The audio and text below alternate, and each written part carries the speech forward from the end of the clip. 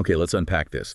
We're about to embark on a deep dive into a figure who, well, in so many ways, really redefined American politics and global leadership. Barack Obama. Hmm. He arrived promising hope, a beacon of change, shattering barriers and inspiring millions.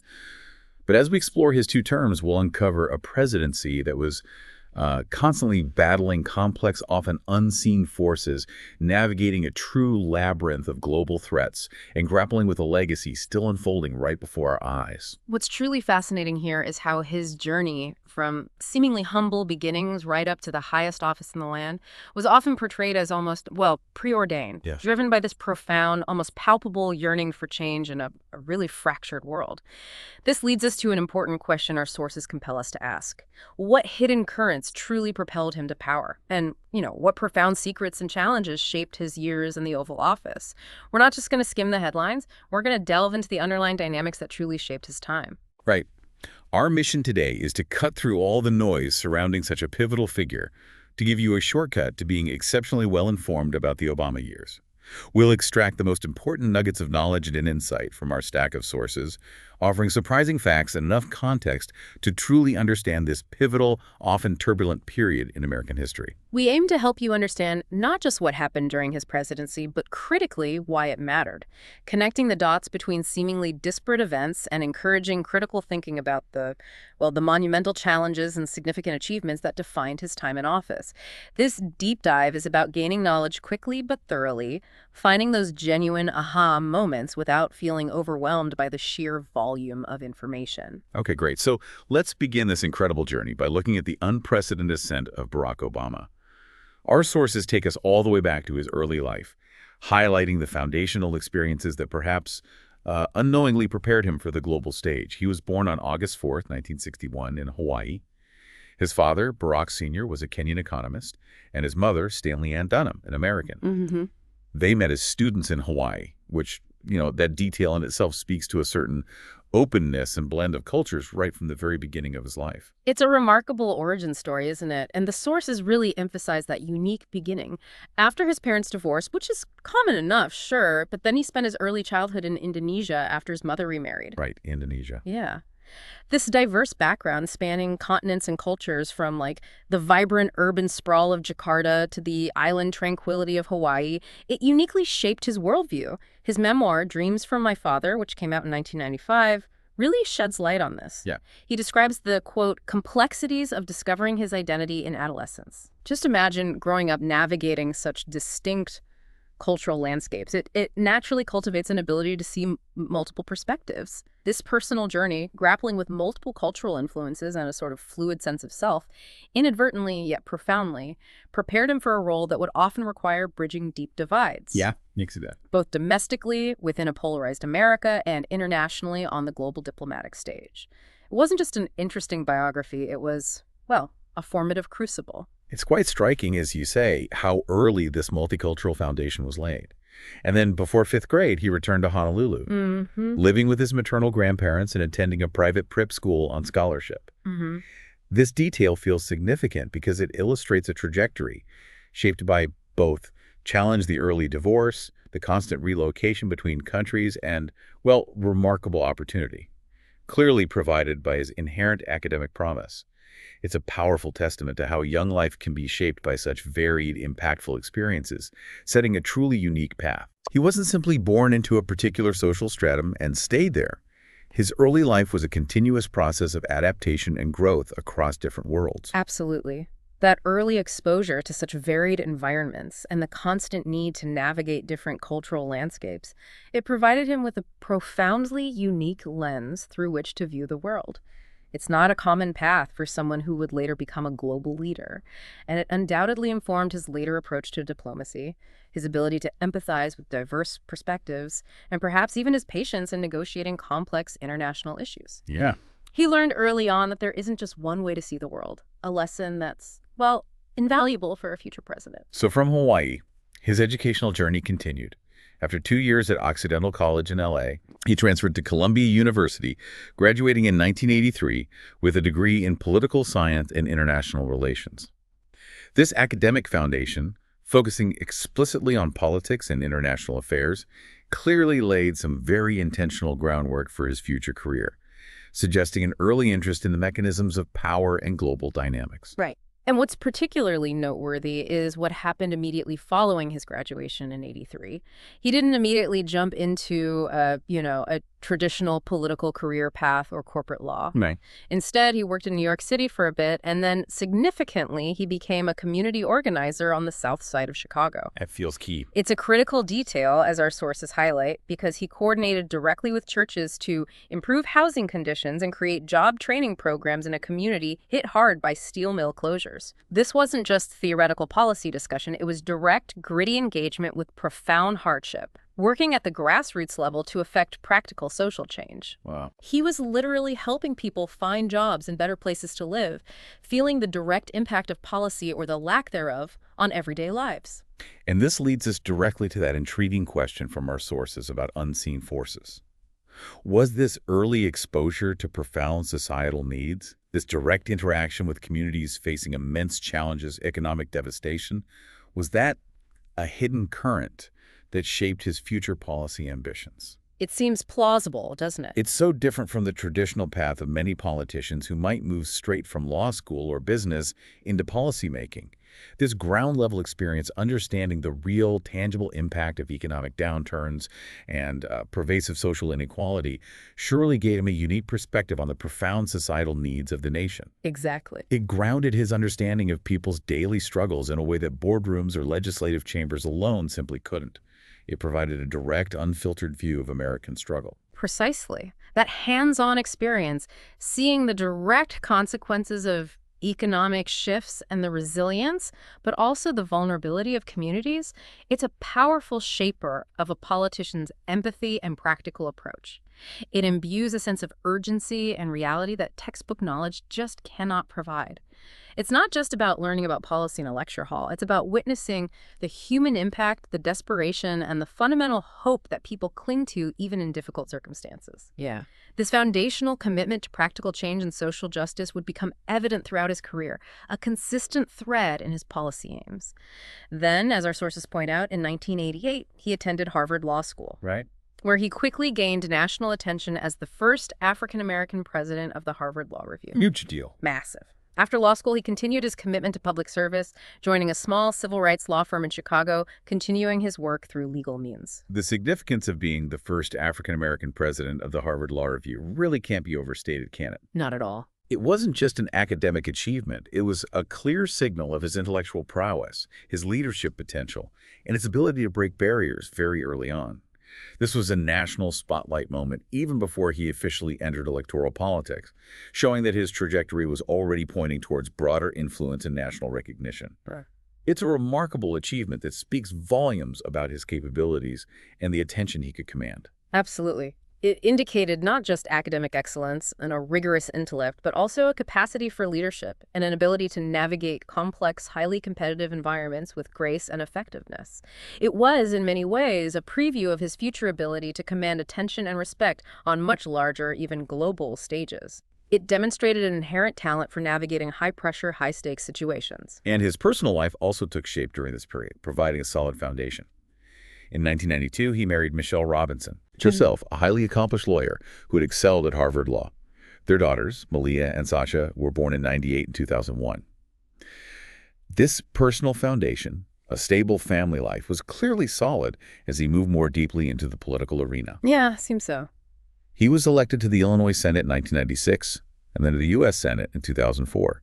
This was a remarkably rapid rise through state and national politics, It really was. underscoring a truly unique political talent and an ability to connect with voters across diverse demographics. The speed of his ascent through the political ranks was indeed striking. He seemed to possess an innate ability to articulate a vision that resonated deeply. And then we come to a truly pivotal moment. Okay, here's where it gets really interesting. He delivered that acclaimed keynote address at the Democratic National Convention that summer in 2004. The speech. That speech, delivered to a national audience, truly catapulted him into the national consciousness. Our sources emphasize that it was more than just a speech. It was a moment where many people across the country felt they saw something genuinely different. Something special, maybe. A new voice, articulating a shared American identity rather than reinforcing divisions. That keynote address was undeniably pivotal. It wasn't merely a political speech. It was like a revelation of a new political voice, articulating a powerful message of unity and possibility at a time when the nation felt particularly divided after years of intense political polarization and global conflict. Right. It laid the emotional and intellectual groundwork for what was to come, creating a sense of anticipation and hope. And then the 2008 election itself. After a hard-fought primary race with Hillary Clinton, a primary that itself captivated the nation with its historic implications. Oh, absolutely. He won the Democratic nomination and then decisively defeated Arizona Senator John McCain by 365 to 173 electoral votes in the general election. This wasn't just a change of party, it was a profound cultural and historical shift, as he became the first African-American to hold the office of President of the United States. Historic. Absolutely historic. He was inaugurated before an estimated crowd of 1.8 million people. Wow, 1.8 million. A truly massive outpouring of support, excitement, and most powerfully, hope. The sheer scale of that event was unprecedented. And this brings us back to that unseen forces angle our sources provocatively raise. Was his unprecedented ascent purely a triumph of charisma and intellect? Or were there unseen forces, profound yearning for change after years of conflict that propelled him onto the world stage, almost as if preordained? It's crucial to understand, as you said, this isn't about some conspiracy theory, but rather about the powerful confluence of societal factors, the deep currents flowing beneath the surface of public life. How did the public mood, the weariness from prolonged wars, the economic anxieties, and the specific historical context create an environment uniquely right for his message of hope and unity? Exactly. What were the conditions that made his narrative so compelling at that particular moment in time? That's a crucial distinction and a really insightful question to probe. The term unseen forces here refers to the powerful underlying currents within society, the collective weariness from years of war, the palpable economic uncertainty looming over American households, and a widespread, almost desperate desire for a new direction after a tumultuous period. His message resonated so deeply because it tapped into these widespread aspirations. The country, our sources imply, was not just ready for a new leader, but for a leader who could articulate a vision of bridging divides and restoring a sense of common purpose. His personal story, his calm demeanor, and his exceptional rhetorical gifts were perfectly suited to channel that yearning. It was a moment of profound alignment between the leader and the led, which, in retrospect, felt almost inevitable to many observers. The timing. The timing was everything. That's a powerful way to frame it. He didn't just step onto the stage. He stepped into a historical moment that seemed to be actively waiting for someone like him, a moment that had prepared the ground for his message. And the sheer magnitude of that moment, the weight of expectation, really set the stage for the immense and immediate challenges he would face from day one. Indeed. Because as an incoming president, Obama literally stepped into a firestorm. Total firestorm. Our sources make it abundantly clear that he faced immense challenges, not least the 2008 financial crisis, which they confirm was the worst since the Great Depression. Unbelievable. Beyond that, there were deeply entrenched, ongoing wars in Iraq and Afghanistan, alongside the continuing global war on terrorism, a conflict that had already fundamentally reshaped American foreign policy and strained its resources. He inherited a nation in profound domestic and international crisis. So what does this all mean for his immediate actions? He literally stepped into this firestorm, demanding immediate and drastic action on multiple fronts. His initial days, weeks, months in office were entirely dominated by an immediate, almost existential threat to the American economy. Right. To counter this, he proposed unprecedented federal spending to revive the economy and the renewal of America's stature in the world. This wasn't just about managing a downturn. It was about preventing a complete collapse of the financial system and the economy itself. A truly terrifying prospect. That's absolutely right. The scale of the economic threat required truly bold and unprecedented steps to avert catastrophe that could have spiraled beyond imagination. During his first term, he signed 3 signature bills, each a monumental legislative effort. An extensive economic stimulus package to inject capital directly into the struggling economy, the landmark healthcare reform known as the Affordable Care Act, and crucial legislation reforming the nation's financial institutions to prevent a recurrence of the crisis. These were not minor adjustments to existing policies. These were massive systemic interventions. We're talking about direct, tangible actions like orchestrating the federal bailout that saved the auto industry, A big one. a huge sector of American manufacturing and a cornerstone of its industrial identity, and injecting trillions into the economy through various programs to prevent a deeper downturn. These were concrete, immediate actions that fundamentally reshaped the economic landscape and prevented untold hardship for millions of Americans. And here, the sources again point us to the unseen forces angle, asking some really provocative questions about these economic battles they ask. But what were the true untold vulnerabilities of the financial system that he uncovered? And it goes even further, asking if there were powerful unseen forces within the banking world that resisted reform, and what hidden battles were fought behind closed doors to prevent a complete economic freefall. This isn't about conspiracy. It points to the deep-seated resistance from entrenched interests, powerful lobbying groups, and long-standing industry practices that often go unnoticed by the public but are incredibly potent in shaping policy outcomes. Right. It's the difference between what's debated on the Senate floor and what's hammered out in backrooms. That's a crucial distinction, and it speaks to the immense complexity of governing during a crisis. The unseen forces here refer less to shadowy cabals and more to the formidable inertia of established systems. Inertia. The enormous lobbying power of large financial institutions determined to protect their existing structures, and the inherent, almost bewildering complexity of unwinding decades of interconnected global financial practices.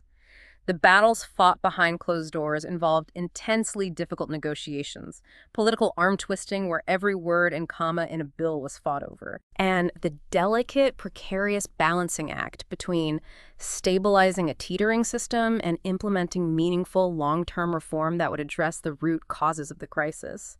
Our sources suggest that this often meant compromises had to be made and some fundamental vulnerabilities remained unaddressed, precisely because of this formidable pushback from powerful, well-resourced interests. The public often sees only the end result the bill signed into law, but not the grueling, often compromising fight it took to get it there, or the specific protections that were diluted along the way. It paints a vivid picture of a president not just leading, but also wrestling with a hydra-headed economic beast. Yeah, good analogy. Where some of the biggest obstacles weren't visible protests or political opponents on TV, but quiet, powerful resistance from within the system itself.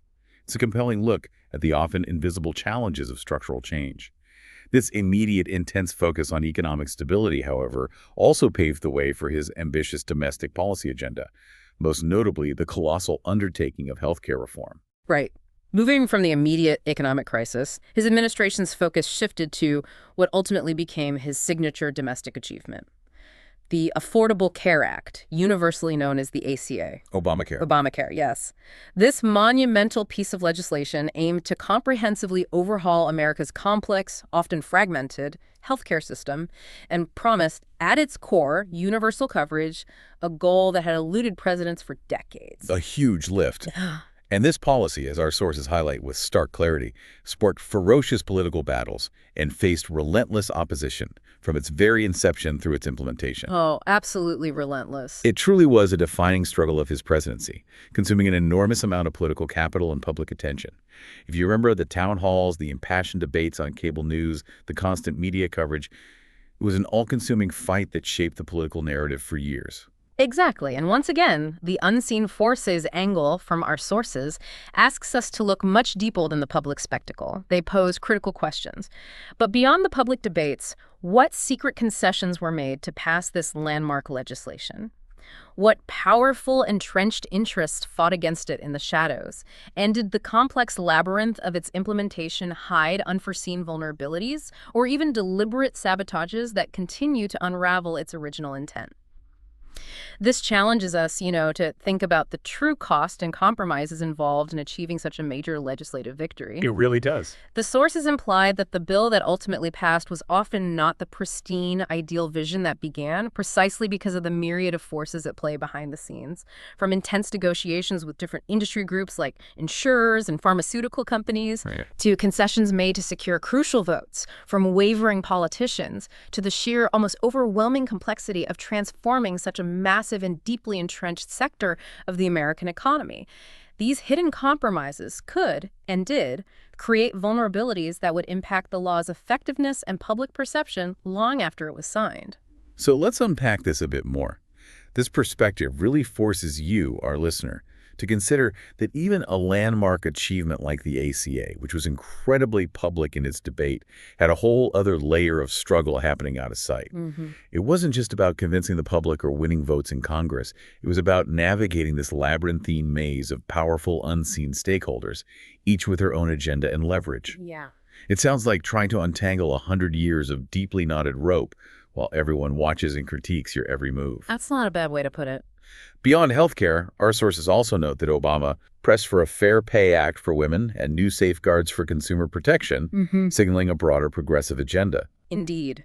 These actions clearly signaled a broader commitment to civil rights and social equity, reflecting important shifts in national values and legal frameworks that were gaining momentum. A particularly significant achievement during his tenure was the successful repeal of the Don't Ask, Don't Tell policy, which had for years prevented lesbian and gay Americans from serving openly in the military. A major change. A powerful symbolic and practical step towards greater inclusion and equality. These policies weren't just about economic stability, critical as that was.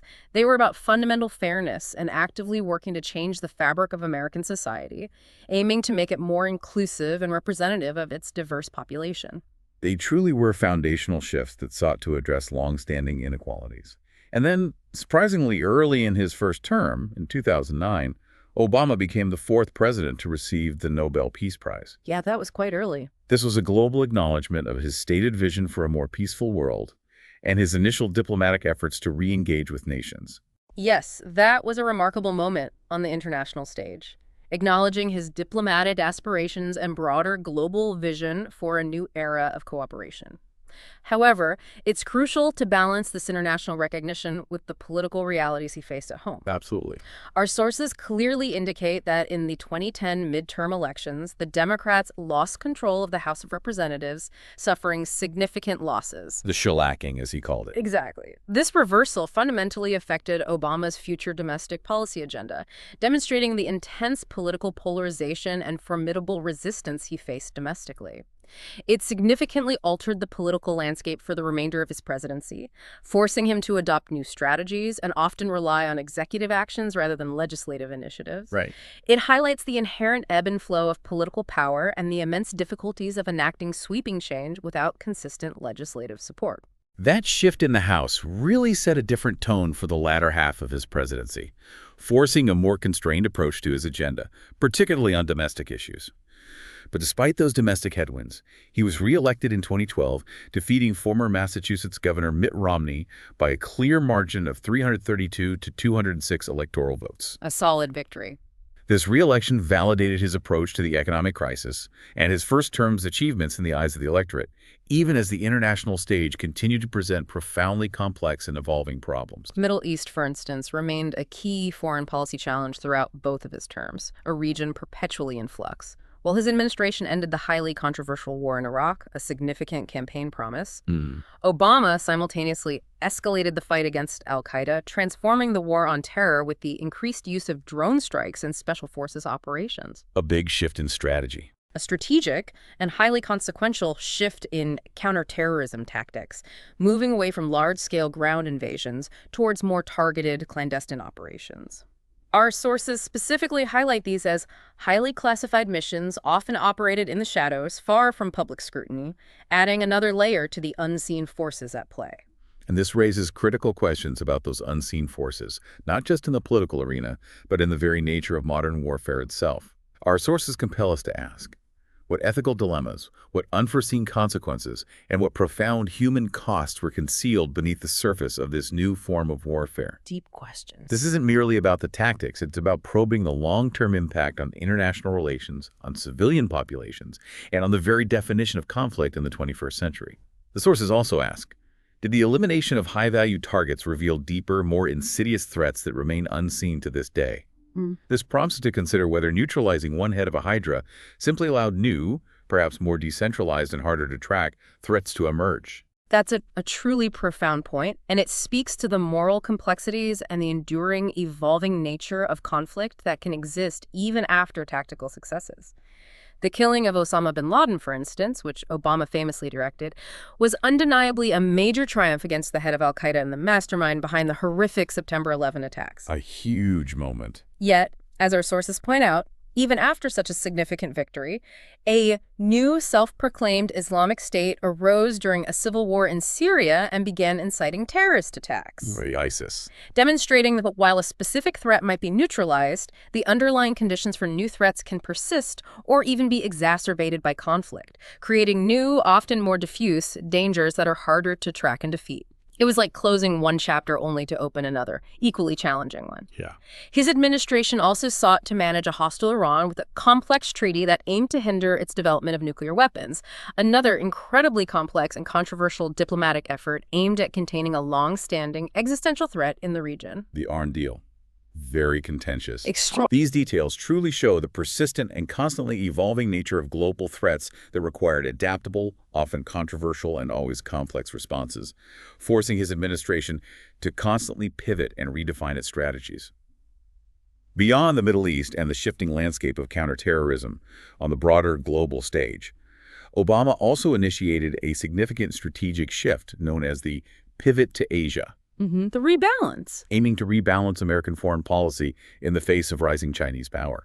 This strategic shift recognized the evolving geopolitical landscape and the increasing importance of the Indo-Pacific region, acknowledging the necessity of adapting American foreign policy to a new, multipolar global order, where economic and strategic influence was shifting.